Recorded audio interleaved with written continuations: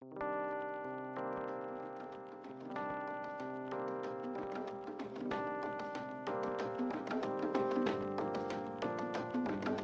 is a recording from a Sunday meeting of the BC Humanist Association in Vancouver. The opinions expressed in this podcast do not necessarily reflect those of the BCHA or its board of directors. To learn more about humanism and to support our work, visit bchumanist.ca and make sure to follow us on Facebook, Twitter, and Instagram, and be sure to subscribe to the BC Humanist podcast.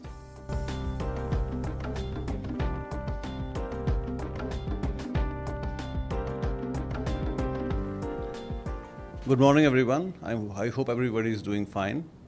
And sorry I kept you waiting. I had to finish my work at 10 in Burnaby. Then I drove all the way to the Oak Ridge Senior Center, and it took me more than half an hour to be here because of the traffic. So sorry about that. First of all, I would like to acknowledge that we are all at unceded coastalist territories. It's a great opportunity for me, and it's a great honor for me that the BC Humanist Association has given me an opportunity to speak, to share my story with you. I would like to introduce myself as an atheist. I don't believe in God, and I keep telling my children that it's the man who created the God and not the other way around. So that is one thing. But today I'm more concerned about the growing threat of religious fanaticism, not only in India but anywhere else. And if you just want to, not just religious fanaticism, but bigotry in any form is the way it's growing. It's really very scary these days. So we have to focus on that. Now, to be an atheist is something important. When you are an atheist, when you are detached with those kind of emotions, then you try to take things, see things more critically. So that is important. But that's my conviction. I don't want to impose it on anyone. I don't want to impose it on my family members.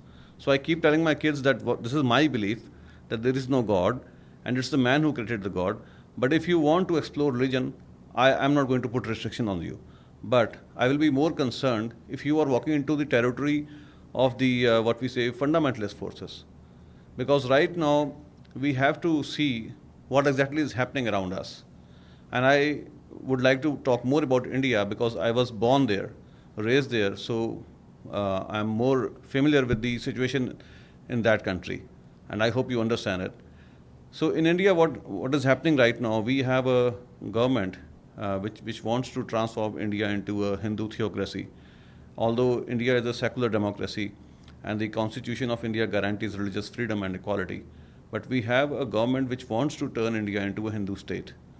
And what is happening, the ruling Hindu nationalist BJP, which it has really emboldened the Hindu extremists. They are terrorizing Muslims, Christians, and other minorities, Adivasis or the tribals, and they are trying to impose their version of Hinduism on everyone.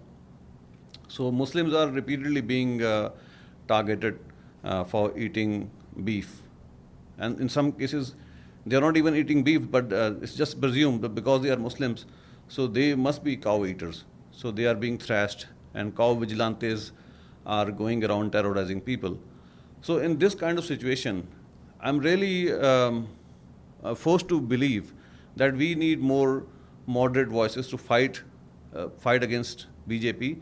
I mean, we need a broader united coalition, which doesn't only include atheists, but also the people who are religious, but they are not fundamentalists. So we need those kind of allies as well. And one example is Mahatma Gandhi. Mahatma Gandhi was a practicing Hindu. Probably you are all aware of Gandhi.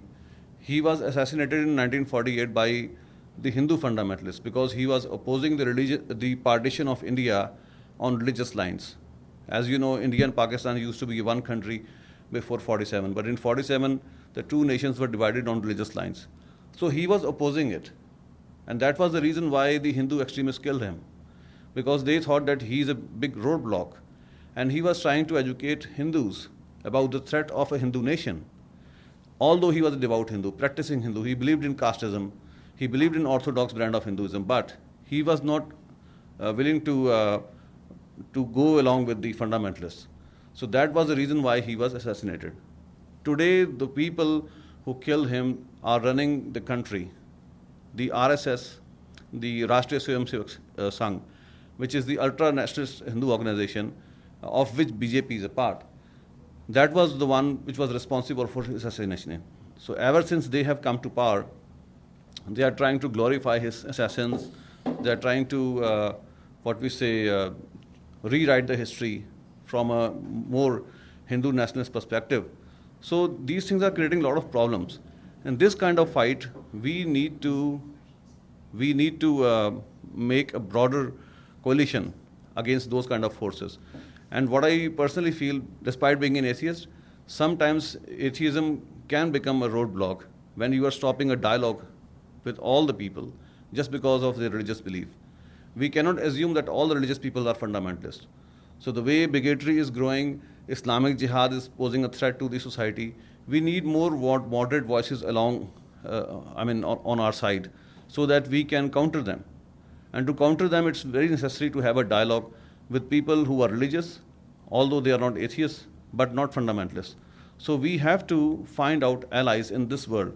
So more than the atheism, I just want to talk about the way religious and fanaticism is growing and how we need to outreach people who are not atheists, but who can be our allies against these enemies of the society.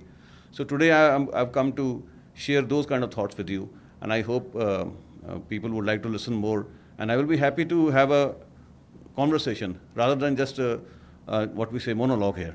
So if somebody wants to raise a question in the meantime or wants to do a back and forth discussion, I'm open to do it. May I ask you the first question? Can you hear me okay? No. Pull this back, please.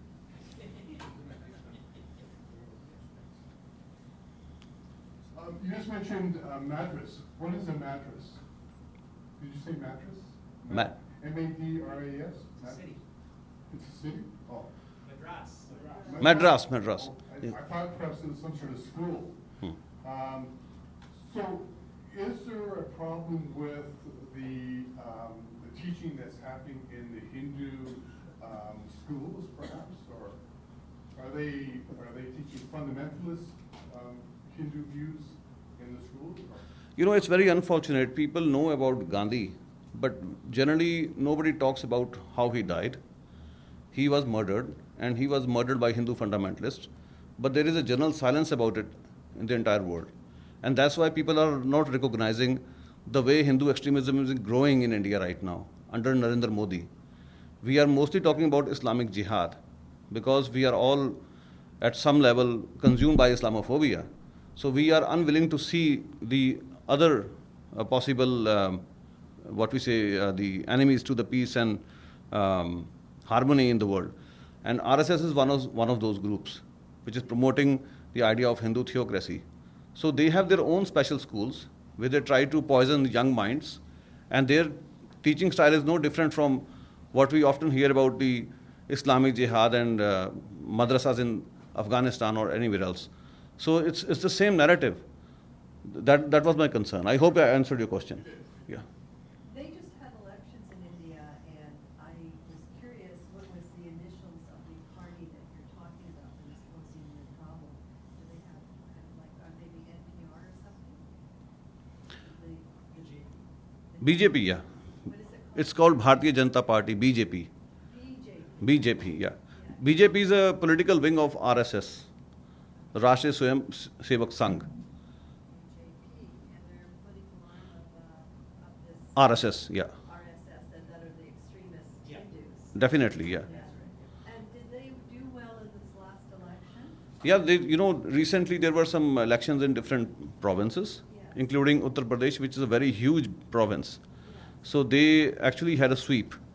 So they virtually got the whole province. They won with a brute majority, and they were indulging in all kind of anti-Muslim rhetoric before this election.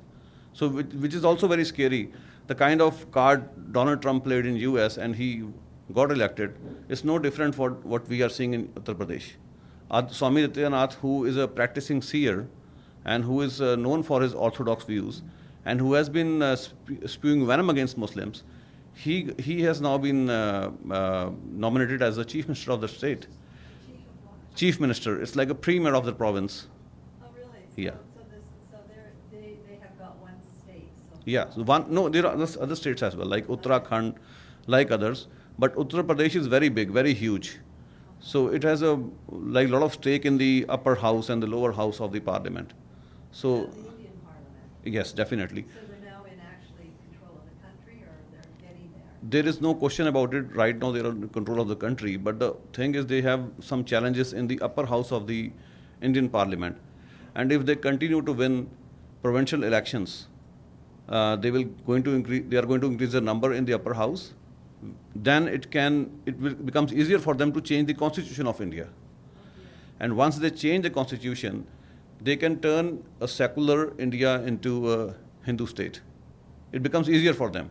So that's why all the progressive forces, all the secular forces are trying to defeat them in different provincial elections.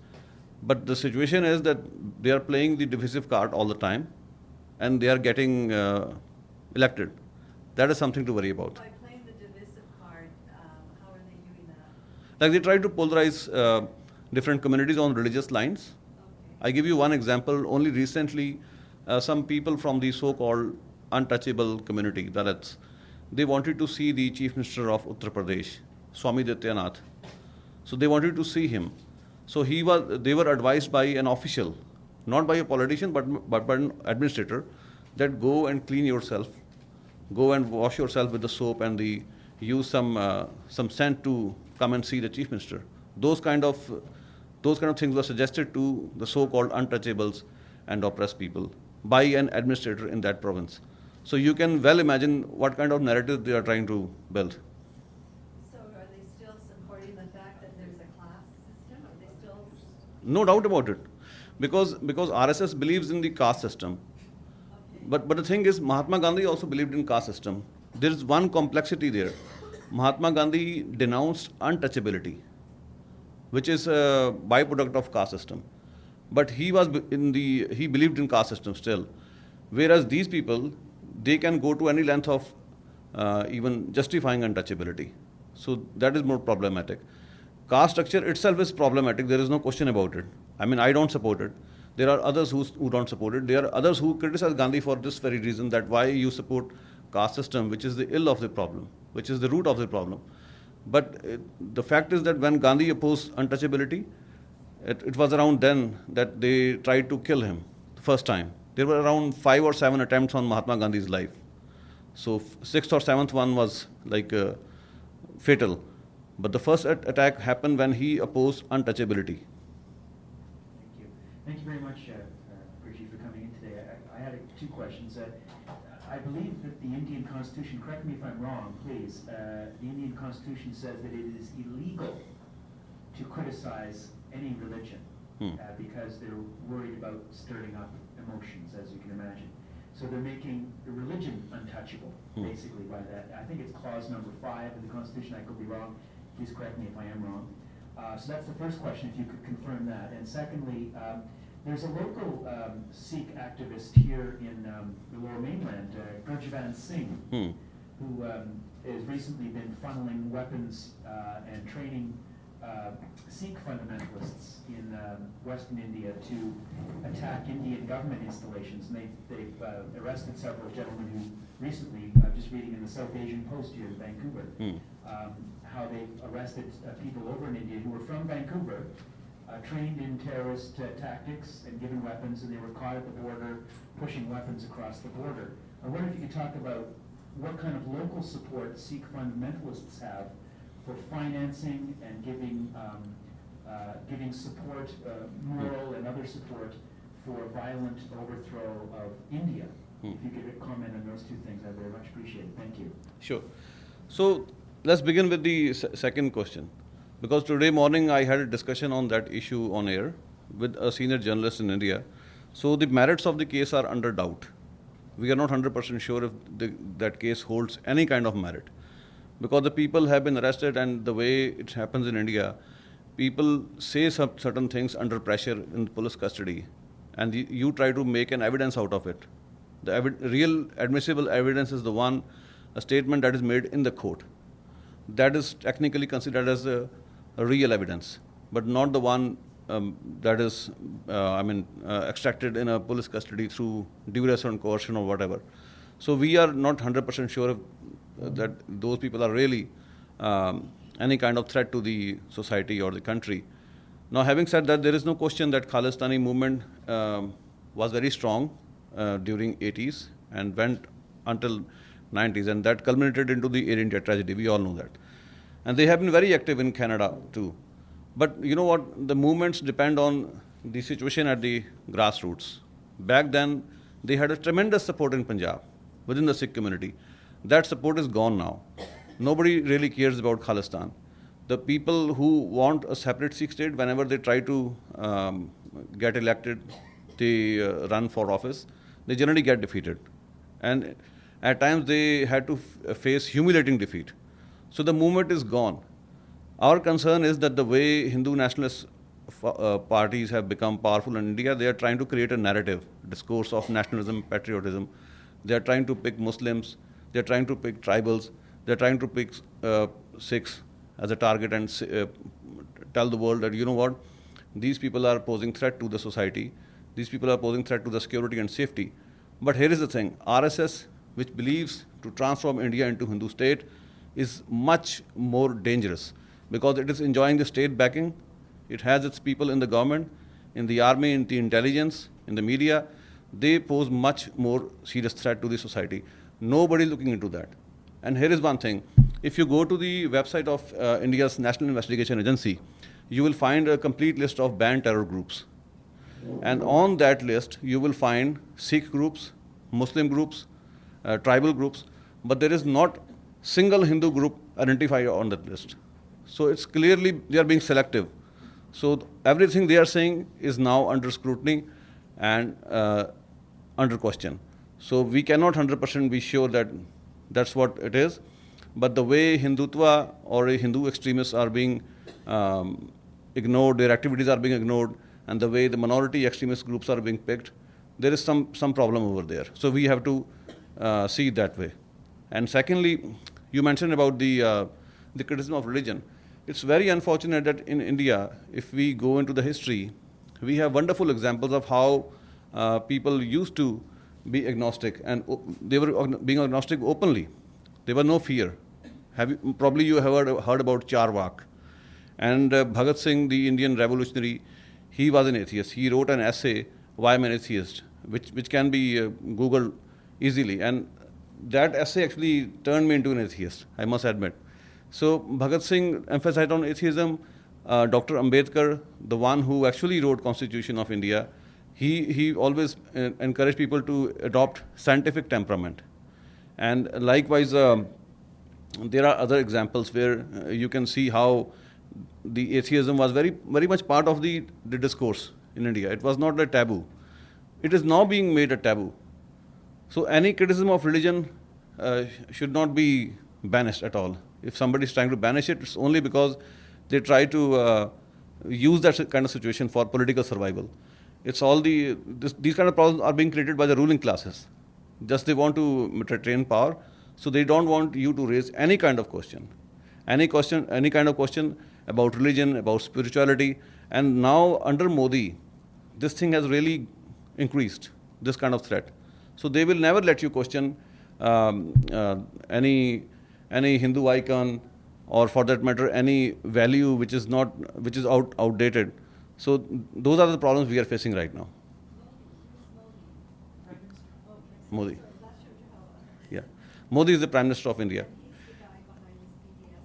Yeah, because just for the record, he used to be the Chief Minister of Gujarat, the birthplace of Mahatma Gandhi, which is an irony.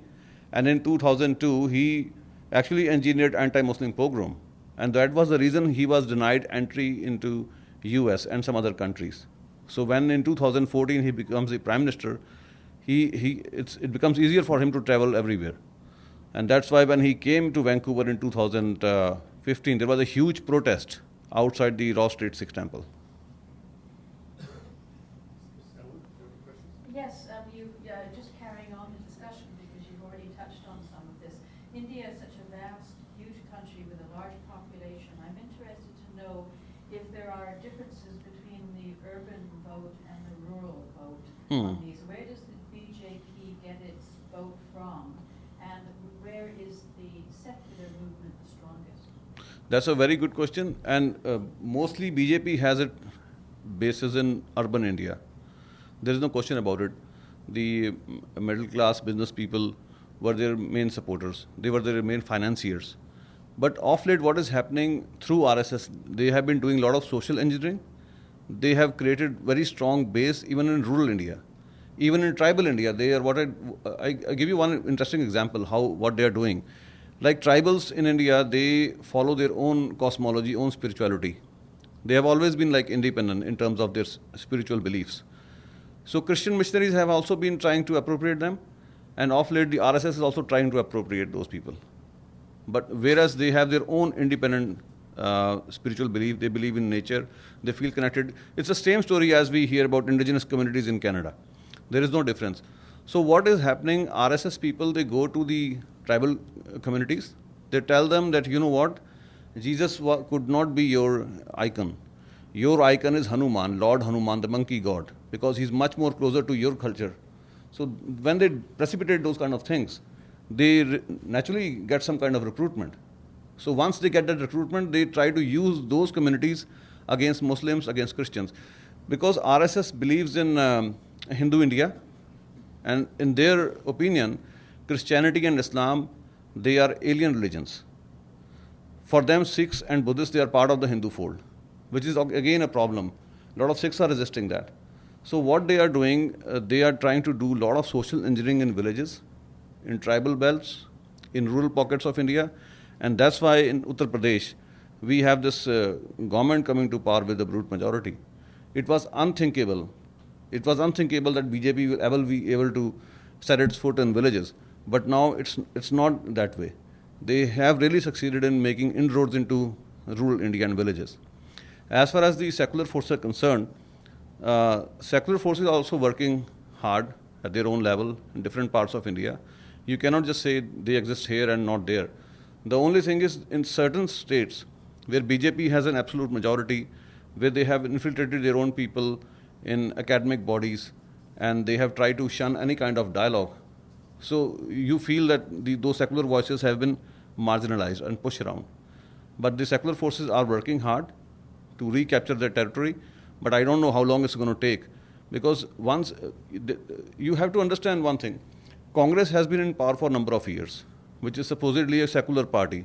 But they have also been indulging in religious polarizing of the society for what we say short-term political gains. But that was because of their opportunism and pragmatism.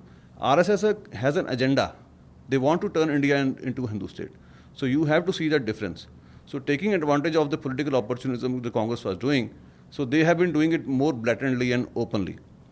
So when they infiltrate people who believe in Hindu nationalism, in army, in intelligence or universities, when they try to change a whole generation by poisoning young minds, it takes very long to dismantle that kind of thing. That is the problem. I hope I answered your questions. Yes, question. You're joined. So am I understanding you correctly? You see the Hindu religion as being the negative force in No. politics in India? Have I got that right, or am I confused?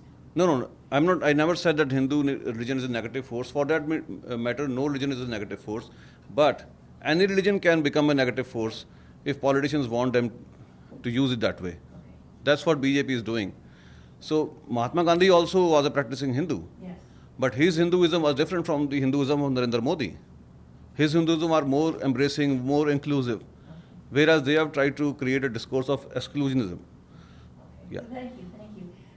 Just one of the things you said I'd like to comment on further is the necessity for those of us secular, non-believers, atheists, to join with those of faith who are not fundamentalists. Because it is a fight for all of us against the extremism.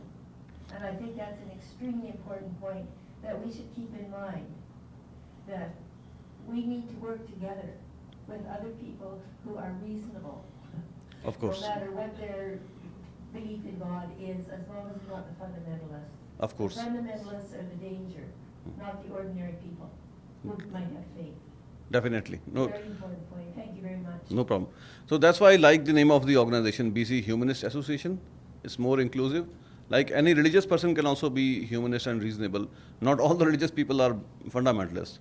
So when we want to defeat these kind of forces like Donald Trump, Narendra Modi or whoever, so we need more allies who think passionately about the humanity, about the society. They are more inclusive in their what we say outlook. We need those kind of allies rather than isolating ourselves as atheists and not having a dialogue with anyone. Yeah. Yeah, back to fundamentalism. Yeah, back to fundamentalism.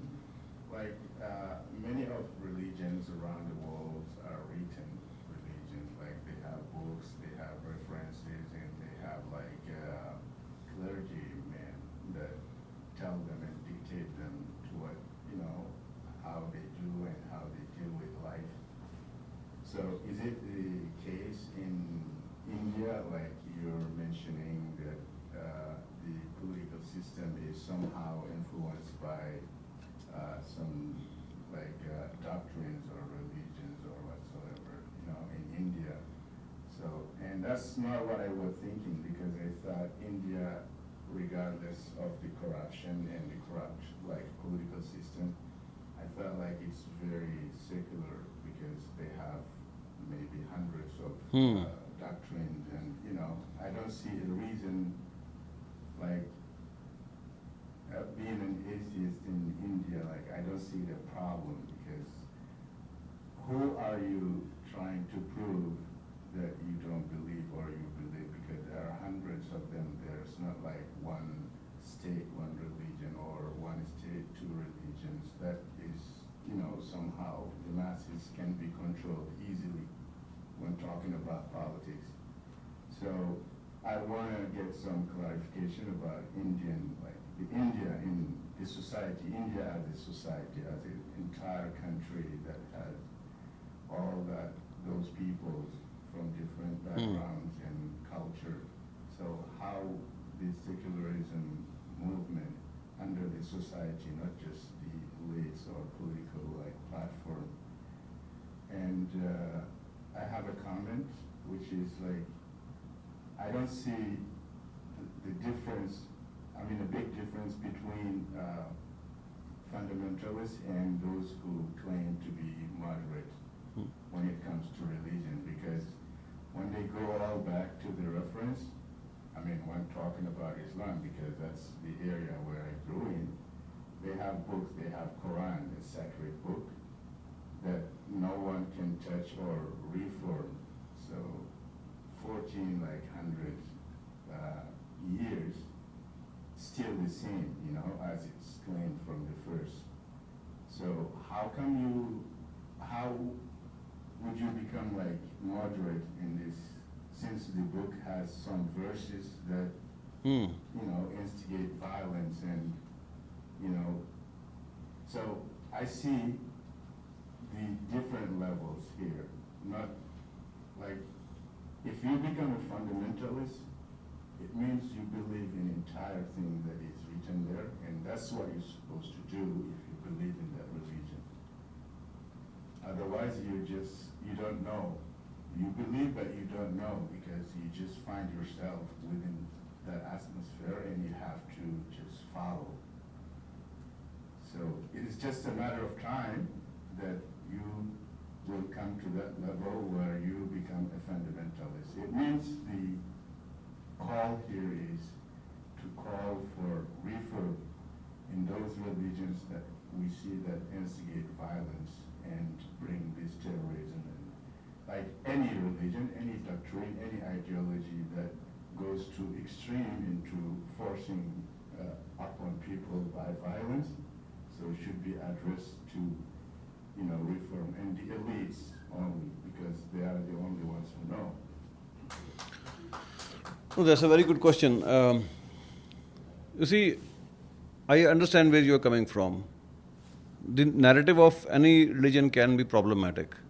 For example, if we talk about Canada, residential schools was a problem created by the church and the state together.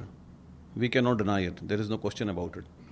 But today, when the church is also trying to rethink that what wrong we did, so there is a scope of some kind of re-examination, re-investigation, and dialogue. That is also very important. We cannot shun it by just saying, you know what, because you did that and we are not going to listen to it anymore. So it's all about interpretation. I can give you one example.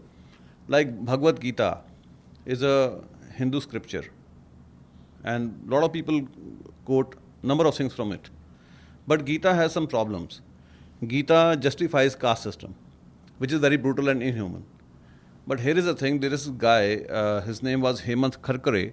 He was a very honest police officer in India, and he was the one who smashed the Hindu terror network. And because of that, he was hounded by the BJP, Modi, everyone. He was, given a lot of hard time. What happened was, he got killed during a terror attack in Mumbai. But some people believe that it was a setup. We don't know full answers. But Hemant Karkare used to say that I am just doing my karma, my duty, and I got this. I'm inclined to do my karma because I'm a practicing Hindu, and I believe in Gita. Gita tells me to do my duty, do my karma. So I'm not going to distinguish between the Hindu extremists and the Muslim extremists. Being a police officer, I have to deal with them equally. So now in this kind of situation, how can I just say, you know what, I don't want to listen to Hemant Karkare. He is quoting Bhagavad Gita, which has problems. So it's all about the larger narrative. It's all about your own interpretation, and the truth lies in between. So when I'm saying something in moderation is more important, because you cannot change the world overnight. Just by us going and telling people that, you know what, God never created the man, it's the other way around, nobody is going to listen to us. So that is also very important, because these are bigger challenges in front of us. Islamic Jihad, BJP's Hindu nationalism, or Sikh chauvinism here in Canada or anywhere else. So when we are dealing with that, we have to find out some reasonable voices who are willing to have some dialogue. And if we have dialogue with them, we can isolate those fundamentalist forces. The conversation on atheism and religion must go on. Nobody is stopping it. But my immediate concern is the way things are happening right now. I cannot isolate people like Hemant Karkare. I cannot isolate people like Sant Harjan Singh Longowal, who was a Sikh saint, who was murdered inside a Sikh temple by the Sikh fundamentalists. Although he was a practicing Sikh, baptized Sikh, his narrative on religion might have been problematic. But he was standing up against these people who were like scaring Hindus in Punjab. And he was killed inside a Sikh temple. So I cannot isolate those people. For me, they are also important allies, because my immediate concern is to fight against people who are creating like a lot of hatred in the society, in the name of faith, in the name of religion, in the name of spirituality. And your second question was about the society in India. Society in India is generally secular. There is no question about it. And that is the reason why BJP is taking a little bit longer in transforming India into a Hindu state. So some kind of resistance coming from somewhere, and they can see it. It's very difficult for them to just burn the constitution, shred it into pieces just like that. It's not going to happen pretty soon. So they are taking their own time. Otherwise, with that kind of brute majority, they could have easily declared India as a Hindu state. So some kind of challenge is there. It's not that society has become communal or completely gone to the dogs. That's not the case. No problem.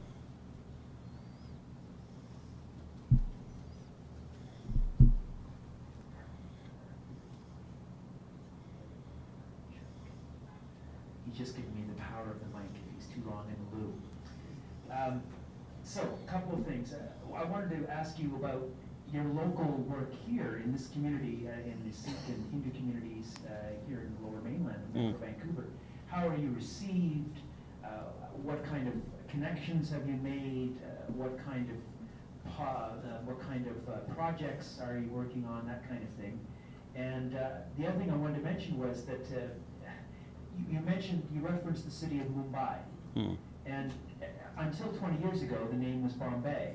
Perhaps you would care to tell the story of how the religious fundamentalists, under threat of violence, forced the name change. Thank you very much. Actually, you know what? That reminds me of a question he raised. I give you one very good example. It was around 2010. So we as media people, we went to cover an event in India. It was organized for the Indians in diaspora. So some key reporters and journalists were invited to cover that entire event. So we were taken to Mumbai or Bombay. And interestingly, what happened was, Mumbai was its official name, and the Bombay Stock Exchange still goes by the name Bombay Stock Exchange. So they were saying that we are not going to change it. Then I asked them that what about Hindu groups like Shiv Sena who are terrorizing people every other day? He was like saying that we don't care. We don't care at all. So it remains Bombay Stock Exchange. Despite the fact that the city's name has been officially changed, a number of people have adopted it, either on purpose or otherwise, Bombay Stock Exchange refused to change its name. So that shows that some kind of challenge is also coming. It's not that everybody is sleeping and letting them do whatever they want to do. So that is something very encouraging. And in Canada, what is happening right now, because of the growth of Hindu nationalism there, so even here in Canada, the Hindu extremists, you can say, have become emboldened. I can give you one example. There is this guy in Alberta. His name is Gagan Vidhu. He is actually a supporter of the RSS. So he issued a threat to Anna Hazare, who is an activist in India, who is an anti-corruption crusader. So he was saying that I will be the next Nathuram, and I'm going to get this modern Gandhi. He said that openly on Facebook. But there was a complete silence about it. Complete silence. The mainstream media didn't bother even to cover it, although it was a serious thing. As against this, another ordinary Sikh preacher, who is a fundamentalist, he issued some kind of threats to Ujjal Dosanjh. And that became a huge story. A huge story. And Premier of the British Columbia back then was Gordon Campbell. He declined to go to the Vaisakhi parade because of that. So you can see how things work. I mean, fundamentalism is bad, whether it's Hindu fundamentalism or Sikh fundamentalism or Muslim fundamentalism. You cannot just pick and choose and be selective. That is the problem here. And during these elections, I just want to give you one more example. My wife recently got elected as MLA from Surrey Green Timbers. He's an NDP MLA. So thank you so much. So when she was seeking votes, so some temple people were questioning that why don't you use Rachna Kaur as your name instead of Singh. Kaur is what we say, last name for the baptized Sikh woman. Even if you are not baptized, generally it's assumed that a Sikh woman will be using Kaur as her last name, which means princess. So she was sort of reprimanded by a temple person. What happens is, the way they try to force these politicians, the elected officials, to toe their line, and sometimes they do buckle under their pressure, it creates a lot of problems. So you have to tell them that, you know what, I will be public official, I will be serving everyone in the constituency, so I am not here to quote one religion or the other. But sometimes when you are in politics, it becomes very difficult for you to say that. For me, it's very easy because I'm a broadcaster, I can say it. But for my wife, it will be very difficult, very challenging. And that is what is happening right now. It has become a trend for all the politicians to go to the Sikh temples, Hindu temples, and seek votes. In my personal opinion, the trend should be that you should go to the community directly. You don't have to go to the temples, although they are community centers in a number of ways. But still, there are other ways to outreach people rather than going to them through the churches, mosques, temples, and gurdwaras. That's my personal take on this. Question. So it's clear that it's to your advantage to be, if you're in the political realm, to advocate your support of the religious community. But if you're just in private life, like a normal sort of person, is there an advantage to being known to be Hindu in the workplace or for like job prospects? Is there a personal advantage in that way? No, I don't think so. I openly tell people that I don't have a religion. I was born in a Sikh family, that is one thing. I was born in a Sikh family, born and raised as a Sikh, but I gave up religion long time back. So I'm an atheist, everybody knows it. But to get your question rightly, maybe the thing is that sometimes you get benefit, but in my case, I didn't get benefit of that kind. But for the population in India, how about that? Like the individual person in India, you know, when they go for a job interview, is someone going to test them for their religious position or affiliation? Yeah, the problems are being created now by under Modi government, and sometimes what is happening in a cosmopolitan place like Bombay or Mumbai, when Kashmiri Muslims come there and they want to rent an accommodation, they will find it very difficult to find accommodation. So they will probably go and look for a rented accommodation in a Muslim locality where they also feel safe, but they will never generally get a good response from the people who have houses in the Hindu areas. And that is actually happening in a place like Mumbai, which is very cosmopolitan. Also happening in Delhi, which is the national capital of India. Kashmiri students are often harassed at universities and they don't get a rented accommodation easily. So that problem is going on there. And same goes with the jobs. There was another controversy under Modi government. They have a ministry called Ayush Ministry, which deals with the Ayurveda. So they advertised some posts and they said only practicing Hindu can apply. There was a big controversy about it, very big controversy. So those kind of things are happening and we cannot deny it. And let's face it, that happens also in US and Canada. Yeah. Another question? Murray's got, I'm going to go to Murray first. First question for Murray. Just related to these topics and so forth, with the expansion of fundamentalism in India, what are the implications in what's happening to women? As you're aware, even in Canada, it's been a while now, there was a lot of news about assaults against women on buses all over. It seems to have disappeared. Maybe that's the way the media works. But as these changes are occurring in India, what are the implications for women? Is there some positive things happening, or are there negative consequences, or both at the same time? No, women have always been vulnerable. All the fundamentalists, right from Taliban to Hindu extremists to Sikh extremists, they have always been targeting women because women are always vulnerable, always the most easiest target for them. So they have one thing in common, all the fundamentalists. They will go after women after they are done with other enemies.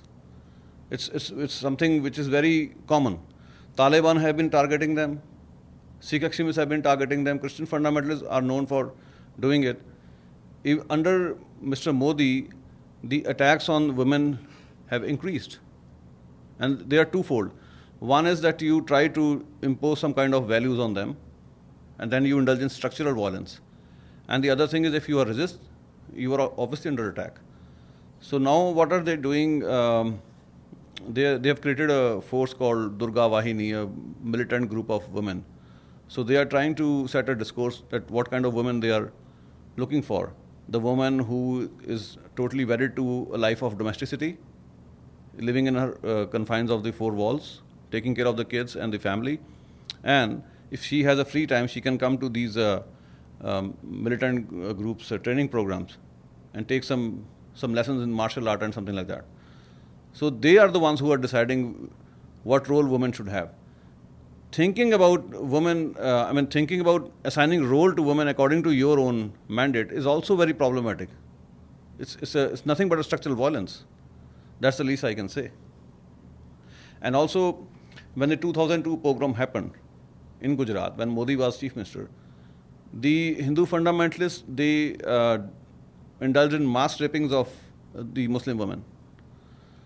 So you cannot say that, you know what, we are BJP, we care about our values, But what about the sanctity of women belonging to the other faith groups? You are violating it just like that. So that doesn't make any sense to me. I wanted to ask about the public school system in India. What's a typical school day like? Do they have boys and girls in the same classes? Do they have formal prayer or no prayer? Do they have mixed religions in different communities going to the same public schools? Or are there a large and growing number of faith-based religious schools that individual communities keep on their own and only allow children of their own followers to attend? I wonder if you could talk about the school system. Thank you. No, fortunately, I studied throughout in public school. So we had a very secular environment, and it wasn't a prayer which we used to do every morning. It was something like a pledge. We all used to do and recite, and the language was very interesting. It wasn't like addressing a god or something like that. It was more like a pledge where we are taking a vow to work for everyone in the community, in the society. So I would say it was more like a secularist prayer. It was not you cannot assign it to any particular religious group. And the boys and girls, they used to like share the classrooms. It was a co-ed system, and also we used to be told about all the different religions through social sciences. But the interesting part is we were never told about atheism that much.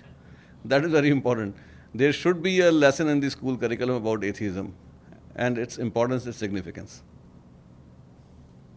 Hi. Okay. My question is about sort of related to the other question about Sikhs and Hindus working or sort of secluding themselves. And as a businessman and growing up in the Lower Mainland, I've been witness to a lot of Sikhs and Hindus who, in the construction and trucking industry, do sort of seclude themselves. And even in the Surrey school district, like growing up, I see a lot of Hindus sort of sticking together, and it happens with other classes too. So my sort of question is, how would one sort of bring themselves to include themselves in the Sikh community or in the Hindu community and encourage them to engage with others, because there is this community, and the community is a good thing because I see that they help each other out a lot, but maybe to encourage them to reach out to other people in the community to sort of bring them in and help them out the way that I see that it happening with the trucking and the construction industry, where they'll help bring these people, but to encourage sort of a non-seclusion of. Do you have any ideas about that? Because I see it's a very close-knit community with the Hindus, especially in Surrey, North Delta area, and for some other people, they might feel secluded from that, and sort of how would somebody go to sort of engage or and be included in that community, or encourage them to include others? That's a very good point. And there are some groups in the community who are not like the Hindu groups or the Sikh groups. They are more like secular groups, and they always try to encompass all the South Asians. They always represent themselves as the group that represents South Asian community. They don't identify themselves as the representatives of Sikhs or as Hindus. Of course, there are groups like World Sikh Organization, and there are some other Hindu groups as well, which are very exclusionist. But there are progressive groups in our community, including Indian Rationalist Society or Tarakshils. So they always try to embrace everyone. So whenever they organize some kind of event, they make it a point that everybody is included. And I give you one good example. Like 100 years ago, when the community started coming here, and virtually there was no discrimination, and they jointly fought against racism, because racism was impacting all of them alike. Doesn't matter you were Hindu, Muslim or Sikh, whatever. So they formed a group called United India League. And when the Khalsa Diwan Society, they opened this Gurdwara, which is, it used to be on West 2nd. This is the new building, the Raw Street. So they were very inclusive. What they were doing, they were holding prayers at the upper level of the building. Beneath that, they used to have a political gathering where all the people coming from different faith groups, they used to get together and discuss these issues, that how we are not being allowed to bring our families, we have been disfranchised, how we need to fight back. So the good things were happening 100 years ago. Around 80s and 90s, when Sikh militancy was at its peak in Punjab, and because of some unfortunate incidents in Punjab, the division started coming in, and Hindus and Sikhs started to identify themselves as distinct groups, and this problem has been there ever since.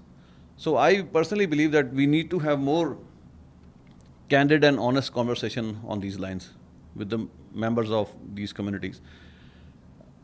At personal level, when I'm doing my radio shows, I try to be inclusive. There are other groups in our community who try to be inclusive. That's the least we can do. But you rightly pointed out at those the differences and some kind of tension, and we cannot deny it. Yeah. I have a question about, now I'm wholly ignorant about the realities of India, Hinduism and everything, but I assume that there is a census taken in India every few years. That's correct? Does it indicate what a person's religious or non-belief affiliation is? Like, do we have any idea how many atheists, how many Hindus, how many Sikhs, and so on and so forth live in India? For sure. I'm not 100% sure about the number of atheists who live there, but generally what is happening, I think I left in India in 2001, so I've never participated in the census myself during this time period. But I don't think that during census they try to figure out whether you are an atheist or not. They will just put you in a box. The religion, Sikh, Hindu, Muslim, like established religions are there. They have a list of the established religions, but they never try to identify you as an atheist. Maybe they can just put you in a box which is called other. I don't know what other means. So other could be anything. So that's what is happening. So generally they go by the figures of the people who belong to the established religious groups. So very rarely it will happen in India where they will do a census on finding out who is atheist and who is not an atheist. So they will have boxes in which you can say I'm a Sikh or a Hindu or a Muslim or maybe the other. So the figures are, the Hindus are in majority. They are like 80%. 80% of the population believes in Hinduism, and Sikhs merely form 2% of the population. And the Muslims, they are around 13 or 15. Christians are 4%. And Buddhists are 0 point something. Although Buddhism was born in India. It's a shame that they are so less in number in India right now. Buddhists? Yeah, they do preach, yeah. They have some centers in India, like some in Himachal Pradesh. One is very close to Varanasi. Varanasi is a very important city. It's a religious city. It's known as the Hindu religious city of India. And Mr. Modi is actually a member of parliament from there. So Sarnath is a place which is very close to Varanasi. That is also an important center of Buddhist community. So Buddhism is being practiced there, but they are very small in number. And what's that? The Dalai Lama is in India. Yeah, he's in India. And there is another controversy. The Hindu nationalists, they have always tried to appropriate Buddhism. They always try to describe Buddhism as a part of Hindu fold. So maybe that is the reason why we are not getting the exact number. But if you look at the census figures, they form a very small minority group. Blasphemy laws in India, if you criticize religion, you're allowed to criticize religion, or are you going to be arrested? Absolutely. You have every right to do it. But what is happening, whenever something like that happens, so the religious extremists are always there to go after you. They will try to intimidate you, they will try to muzzle your voice. So what is happening right now, the BJP government may not be doing anything directly, but they have their own trolls in different communities. So they will go to the police and lodge a complaint that because somebody said something, so my religious feelings have been hurt.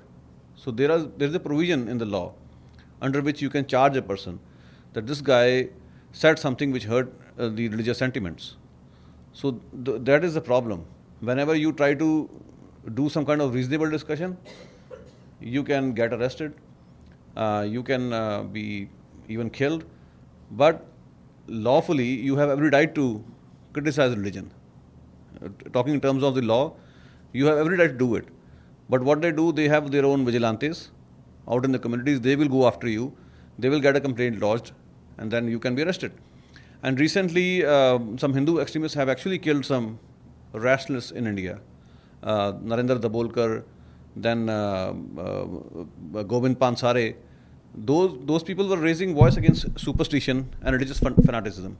So they were actually murdered by the assassins who were driving motorcycles and all that. So it's a very dangerous situation with those people. It's not very easy. People do have to pay for their lives by saying all that.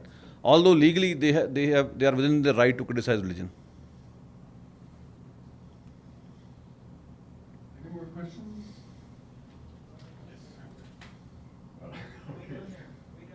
Way down there. Who's next? The gentleman's had a chance. She has a question. This gentleman. She has a question. One minute.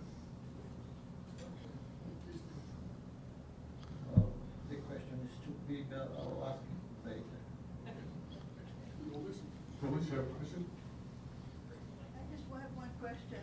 Has the internet had any effect on India? Do you know what I'm asking? The use of the computer, communications through the computer, has it been a balancing act in terms of different groups, do you think?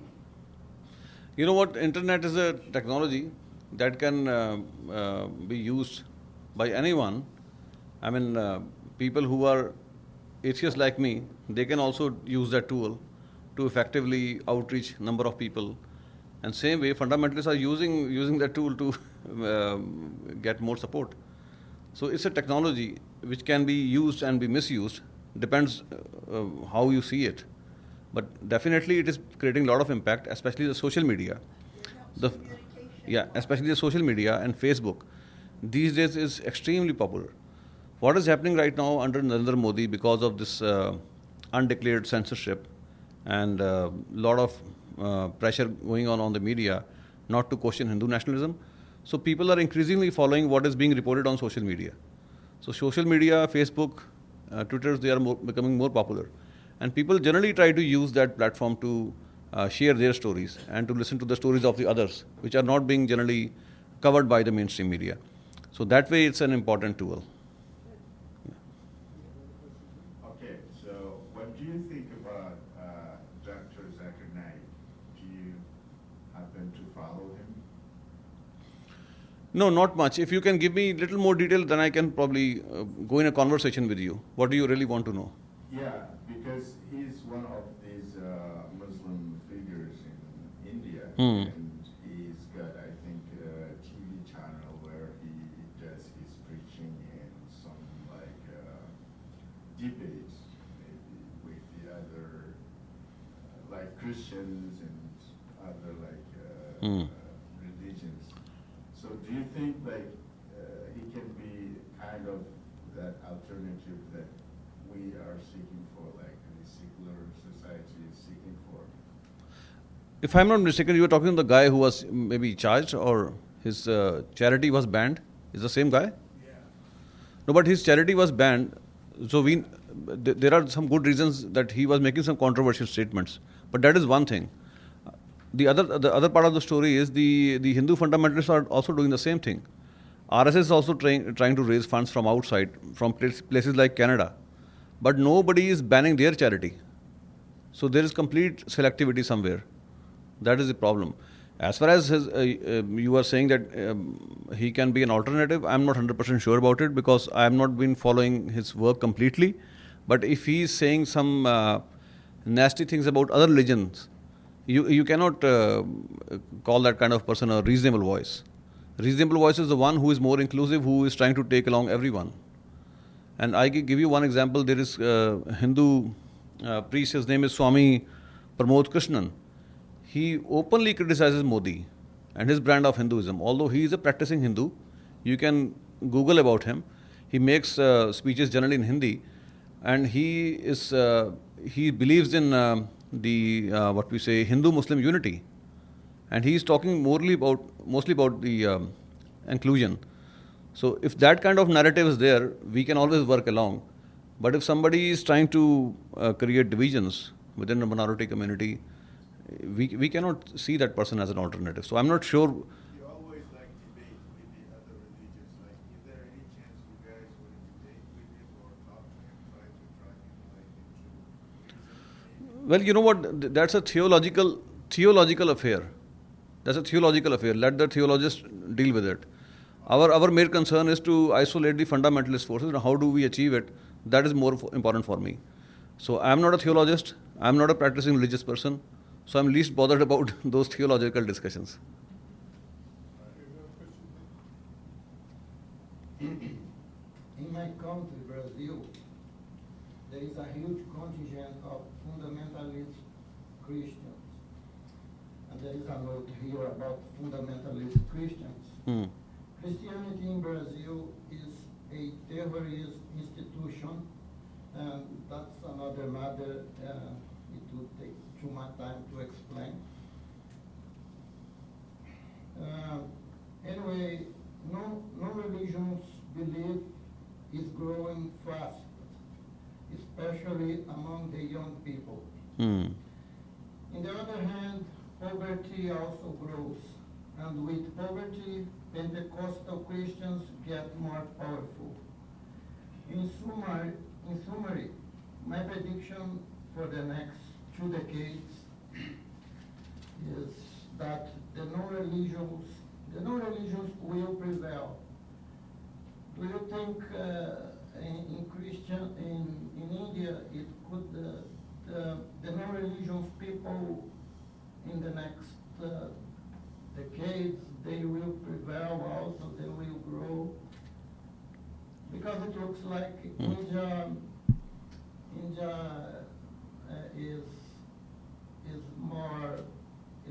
more open to, like Brazil is more open to democracy and other ideas and progressist ideas. No, I hope that happens, but right now it's a very bad situation. The way Hinduism is imposed, and not just Hinduism, a particular brand of Hinduism is being imposed by the government. It's going to create more problems for us. And I wish that one day there are no religious divisions, no caste divisions, no color divisions. One day it's going to happen. One day it's definitely going to happen. Religion won't have that much of interference in our everyday life. But the way it is happening, the way it is being patronized by the government and the state, that is going to create some problems. India's foreign minister, Sushma Swaraj, has been advocating for adopting Bhagavad Gita as a national text. And you probably understand what national text means. It means that we don't need the Constitution of India. Bhagavad Gita should be our national text. And we should be following, the entire nation should be forced to follow the principles of Bhagavad Gita. So do we want to go there? Absolutely not. But if the government tries to create that kind of discourse, it is going to impact the population. It's going to impact the thinking abilities of the people. So that is something very dangerous. Okay, with an eye on the clock, we have room for one more question or comment and response. Kelly? Thank you. I just have one comment for discussion or thoughts about just basic human kindness as being held as a priority value. Many different religions state this is possibly the primary value within the religion, but I feel that gets lost in many fundamentalist groups, and somehow they completely forget about that value when as compared to all their specifics and what they believe in. And we can all agree to disagree on different value, beliefs, everything, but basic human kindness and how to get along, how not to devolve into wars and genocide and all this is, I feel like that should maybe be a priority value for us as a global community, and how can we spread that or learn to become more kind human beings should maybe be a discussion we should all have more, rather than specifics about religion.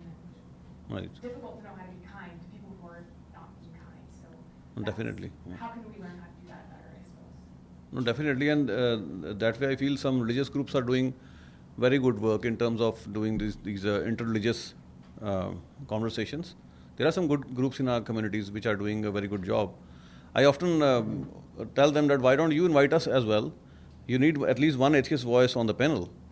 So what kind of panel you are having? You are having people from different religious groups, but not a single atheist.